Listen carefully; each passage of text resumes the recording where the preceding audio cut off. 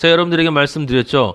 예수님이 12월 24일 날 오셨습니까? 안 왔어요. 예수님은 크리스마스 때 오지 않았어. 크리스마스는 예수님하고 아무 관계가 없어. 예수님은 언제 오셨냐? 성령이 내 안에 올 때. 예수 그리스도의 복음을 내가 처음 만났을 때 예수 그리스도가 이 땅에 오신 거예요. 그때를 제외하고는 크리스마스 없어. 부활은 내가 회개하고 하나님 아버지의 아들이 되었을 때가 부활절이지 무슨 세상에 부활절 있어? 세상에 부활절 없어요. 연말 연시가 어디 있어요? 이 세상엔 연의 끝도 없고 연의 시작도 없어. 우리 그리스도인에게 무슨 연말 연시가 있어? 연말 연시가 12월 30일이 어디 있고 1월 1일이 어디 있고 가족들하고 모여서 무슨 성탄을 하고 새해를 하고 무엇을 합니까? 저는 일부러 안 해요. 네, 그런 게 뭐가 있어요? 아무것도 없어. 추수감사절이 어디 있어? 우리는 늘 아버지한테 감사해요. 매일매일이 감사하는 날인데 추수감사절이 어디 있습니까? 기독교에서 치르는 모든 부활절이니 이런 것들은 전부 다 인간적인 것들이에요. 아직 모르니까 그럴 수 있지만 그거 거기서 멈추고 더 이상 가르치지 않고, 에? 그렇죠. 12월 31일 날 마지막 이 연말을 보내는 예배를 보내고 또 그러면서 아버지께 지난 1년 동안 감사 헌금 드리고 또 새해 시작하면서 아버지께 아버지 새해를 맡긴다라는 그런 헌금을 하면 교회에서는 대목이지만 에? 이제 수입이 한참 많이 들어올 때니까 당연히 그 예배도 보고 이런 예배도 보고 저런 예배도 보고 다 봐야 되겠지만 충분히 이해는 하지만 먹고 살아야 되니까 그 이해는 하는데 아버지 앞에 가서 나중에 뭐라고 그러실지는 잘 생각해 놓으셔야 할 것이다라는 거예요.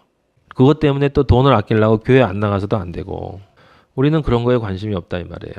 오늘이 무슨 날이에요? 아무 일도 아니에요. 오늘은 그냥 오늘이야. 오늘 하나님 아버지가 내 안에 계시고 내가 하나님 아버지에 있고 그래서 아버지와 기쁘고 그래서 세상과 관계가 없고 세상도 나도 관계가 없는 사라지고 없는 그 삶을 그냥 매일매일 이렇게 살아나가는 단지 관심 있는 것은 내 안에 예수 그리스도의 말씀이 더 들어와서 내가 지금 변해가고 있는가? 정말 내가 그리스도인으로 완성되어져 가고 있는가? 그렇게 완성되어져 가는 것이 진정한 시간이기 때문에 내가 그 전에 그리스도인이 아닌 모습이었던 부분이 이제 그리스도인으로 변해야만 진정 아버지가 말씀하신 시간이다 이 말이에요. 시간. 우리는 그 시간을 사는 사람들이기 때문에 세상에서 뭘 하든 제야의 종이 무슨 제야의 종이에요. 치건 말건 우리는 그것과 아무 관계가 없는 거예요. 24장 2절 보세요. 잠언 24장 2절 보면 그래서 거기 나오잖아요. 그들의 마음은 강포를 품는 데잖아. 무슨 얘기야? 여기 악인의 형통함을 부러워하는데 악인의 형통함을 추구하는 실제로 얻는 놈 못 얻는 놈 있지만 사실 근본적으로 보면 그 중에 어떤 놈도 형통할 수가 없어. 왜냐하면 시편 1편에 이야기하신 것처럼 아버지가 복 있는 자는 해놓고 그가 하는 모든 일이 형통하다. 모든 일이 형통한 존재는 딱 한 존재밖에 없는데 여호와의 율법을 즐거워하고 율법을 주야로 묵상하는 자만 시냇가에 심은 나무가 열매를 맺는 것처럼 잎사귀가 마르지 않는 것처럼 생명수가 내 그가 하는 모든 일이 다 형통하다. 그가 하는 일이 다 형통한 거야? 아니요. 그가 형통한 존재이기 때문에 그가 어떤 일을 하건 그는 모든 일이 다 형통한 거야. 아버지는 그렇게 만들어 주시는 거야. 내가 하나님 아버지의 아들이 맞고 내가 하나님 아버지의 딸이 맞다면 아무것도 걱정할 필요가 없어. 나는 이미 형통한 존재인데 내가 지금 돈을 벌건 못 벌건 좀 굶건 안 굶건 직장이 있건 없건 아무 상관이 없는 거야. 아무 상관이. 형통한 존재라니까. 형통한 존재는 예수 그리스도밖에 없어요. 예수 그리스도밖에 없다고. 그래서 아버지가 지금 부러워하지 말라라고 하는 얘기는 그까짓 거 부러워하지 말고 넌 좀 이렇게 참아라. 이런 유치한 수준이 아니라 이 말이에요. 우리는 한참 수준이 높은 곳에 있기 때문에 부러워요? 저는요, 예수님 당신이 너무너무 부러워요. 그리스도를 잘 믿는 사람 보면 너무너무 부럽고, 아버지 안에서 자유를 얻은 사람 보면 너무너무 부럽고, 진짜 그 마음을 가지고 세상을 하루하루 살아가려고 노력하고, 거기서 아버지한테 기쁨을 얻는 사람 보면 너무너무 부러워요, 저는 제 자신이 너무 부러워. 너무 좋고, 그러면 그들이 형통함을 추구하는데 형통이라고 말하지만 사실은 가짜 형통인 거지. 성경은 분명히 얘기해요. 악인의 형통이 있고 의인의 형통이 있다고. 악인의 형통은 멸망이야, 멸망. 예, 왜 멸망이냐? 그들의 마음은 2절에 나와 있는 것처럼 강포를 품고 있기 때문에. 강포가 뭐야? violence. 폭력이야, 폭력. 이 폭력이라는 게 뭐겠어요? 다른 게 아니잖아. 이기고 또 이기려고. 늘 다른 사람한테 내가 군림하고 딴 놈 내가 소유하고 세상 모든 건 내가 다 가지고 싶어서 난리를 떠는 놈들이 사용하는 방법은 폭력이야. 그 폭력이 때리는 것만 폭력이야? 아니에요. 보이는 폭력이 있고 보이지 않는 폭력이 있어요. 마음으로 수십 번 죽이고 마음으로 수십 번 문질러 버리고 이런 폭력이 우리들 안에 있단 말이에요. 저놈이 좀 죽었으면 좋겠다. 저놈이 좀 어떻게 뭔지를 좀 안 당하나. 이런 폭력이 우리들 안에 있다고. 예? 그래서 그들의 입술이 재앙을 말하는 거예요.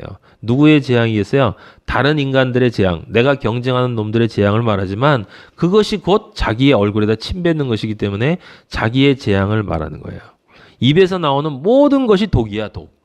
입에서 나오는 모든 것이 독이에요. 근데 그 모든 것이 독인데 그 독이 얼마나 인격적인지, 얼마나 도덕적인지, 얼마나 착한 것 같고 얼마나 겸손한 것 같고 얼마나 부드럽고 예의 바른 것처럼 보이는지 예수님은 그냥 딱 한 말씀 하신단 말이에요. 독사 이 새끼야. 네 입술은 재앙밖에 안 나와 라고 얘기한단 말이에요. 그리스도인은 그 입에서 욕이 나와도 그건 폭력이 아니야. 그리스도인이 맞다면 내 안에서 나오는 것은 내 안에서 사랑으로 나오는 것은 그것이 예수님이 독사의 새끼라고 했다고 예수님의 입술이 재앙을 말한 거예요. 그게? 아니에요. 아니야. 예수님의 입에서는 잘못된 게 나올 수가 없어. 그리스도인으로부터는 잘못된 게 나올 수가 없어요. 우리가 그리스도의 말씀 안에서 예수 그리스도의 말씀을 내가 전달할 때는 잘못된 게 없어요. 잘못된 게 없다고. 함께 있으려고 하지도 말라. 이미 말씀드렸어요. 우리 옛날에 요한 이서에서 공부했었죠? 거기 뭐라고 그랬어요?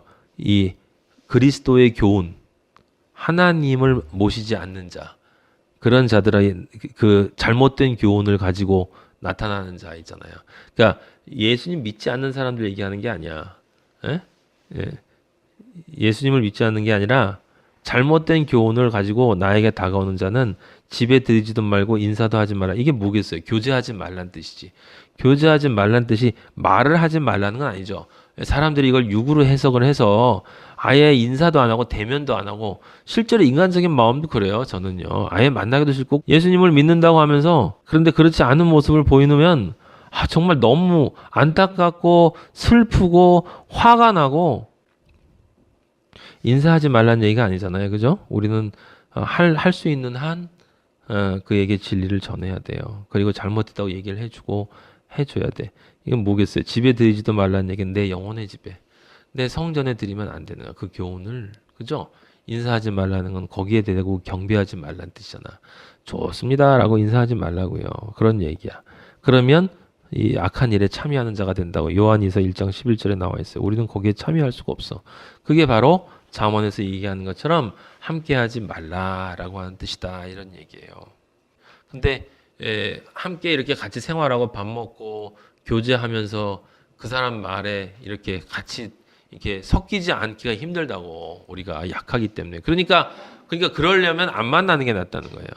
우리 그리스도인들끼리 예수님을 사랑하는 사람들끼리 그 사람들끼리 만나서 대화하고 같이 밥 먹고 얘기하면 우리 안에서 나오는 이야기들이 예수님 은혜에 대한 이야기고 참 신앙 안에서 어려움을 느낀 것에 대한 고민 이야기고 이런 것들은 다 아버지가 은혜를 보시는 것이기 때문에 그래서 다 좋은 것들이지만 그렇지 않은 사람들하고 시간을 같이 보내게 되면 영향을 받을 수가 밖에 없다 이 말이에요. 우리는 약하기 때문에. 그러니까 이런 인사하지 말고 집에 들이지도 말라는 것을 육적인 마음으로 해석을 하는 거지만 실제로 종국적인 것은 그런 것을 뜻하는 것은 아니다라는 거예요. 정말 자유한 사람이라면 괜찮지만 자유하지 못하니까 그렇다.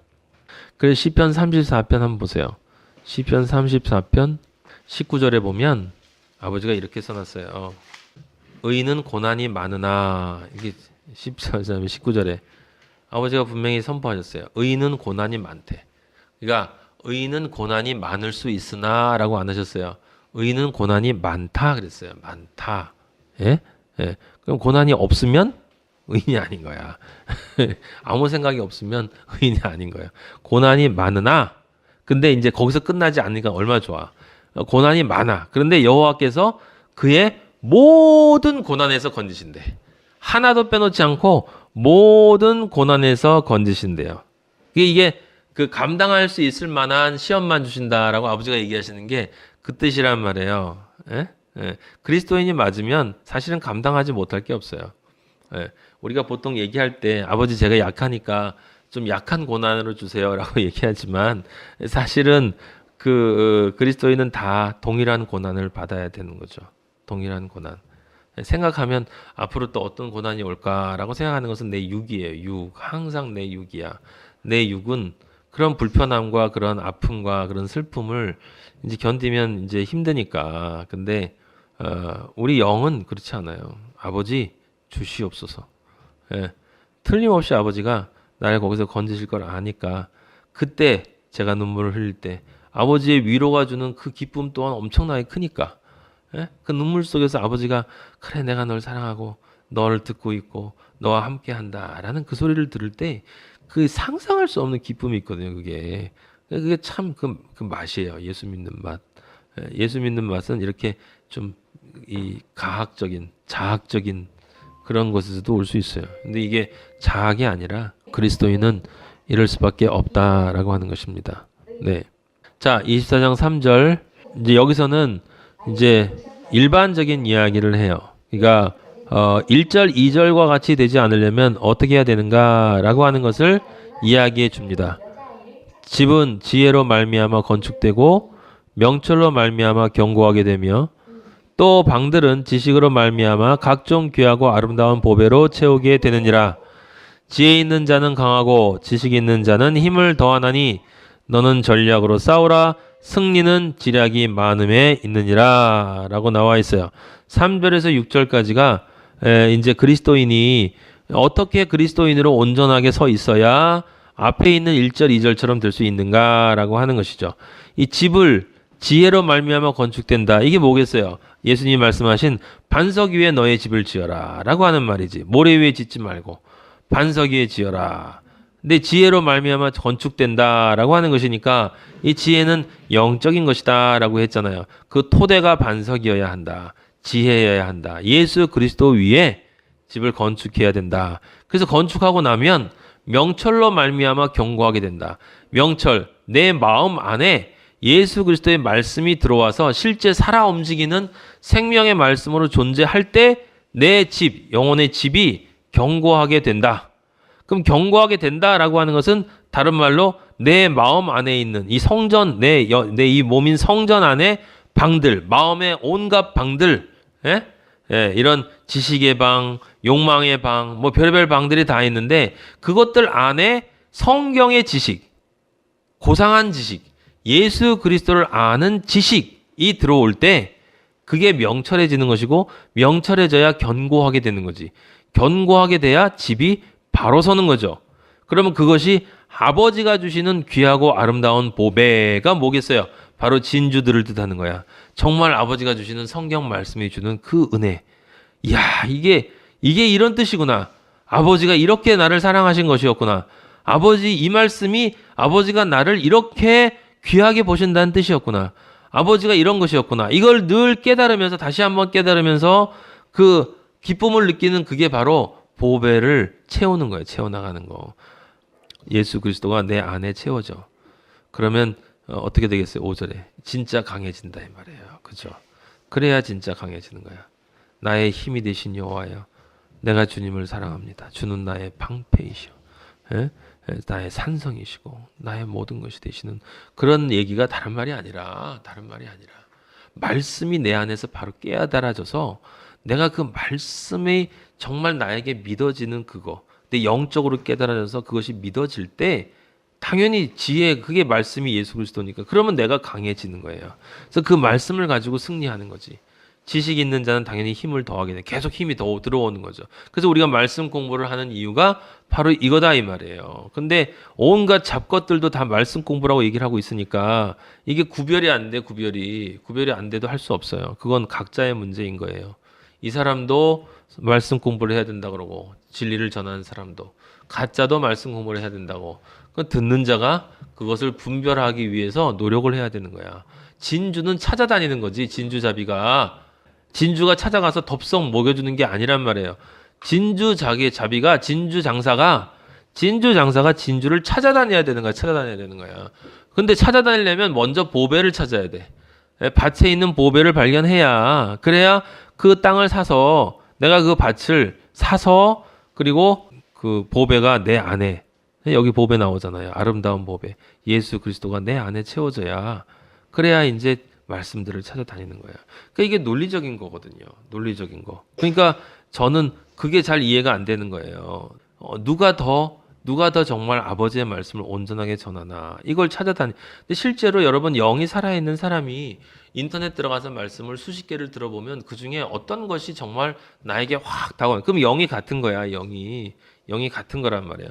내 영이 자라는 동안, 자라는 순간대로 내 영과 맞는 말씀이 있어요. 맞는 말씀이. 그리고 어떤 말씀은 온전하게 맞는 말씀이 있고, 어떤 말씀은 90%는 맞는데 10%가 틀린 말씀이 있고, 어떤 말씀은 아예 안 맞고, 이런 것들이 분별이 되는 것은 내가 분별하는 게 아니라 내 안에 있는 말씀이 쟤 나 아니다라고 얘기를 해주기 때문에 그 분별이 될 수밖에 없는 거야. 근데 분별이 안 되면 이게 이상한 거다 이 말이에요. 그럼 잘못 배운 거다 하는 거야. 잘못 배운 거.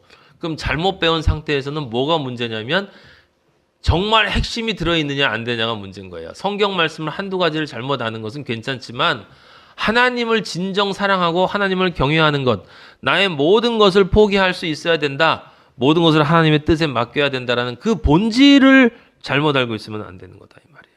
그 본질을 제대로 알고 있으면 말씀을 조금 잘못 알아도 괜찮아요. 잠언을 잘못 이해해도 상관은 없어.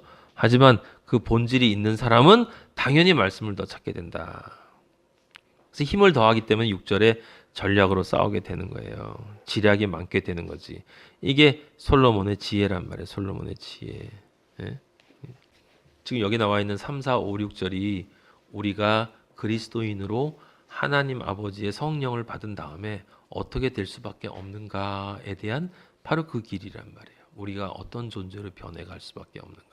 그래서 그런 존재는 1절에 나와 있는 것처럼 악인의 형통함, 자유예요. 관심이 없어. 관심이 없어. 관심이 없는 거. 관심이 없어. 예.